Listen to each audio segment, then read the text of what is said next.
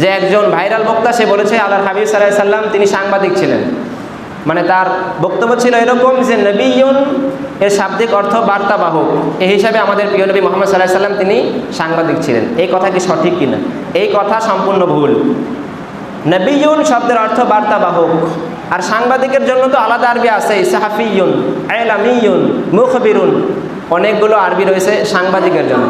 তো সাংবাদিকের আরবি যত ভিন্ন ভিন্ন আছে, তার মানে সাংবাদিক আর বার্তাবাহক কখনো এক হতে পারে না। বার্তাবাহক মানে আল্লাহর পক্ষ থেকে যেই মেসেজ, যেই তথ্য আসবে আল্লাহ হাবিব সাল্লাল্লাহু আলাইহি সাল্লাম ওইটা উম্মতের কাছে প্রচার করবেন। আর সাংবাদিক মানে যার কাছে সংবাদ আসবে, তথ্য আসবে, সে সেখান থেকে কাটছাট করবে, নিজের পক্ষ থেকে বাড়াবে অনেক কিছু। তো সাংবাদিক আর বার্তাবাহক কখনো এক হতে পারে না।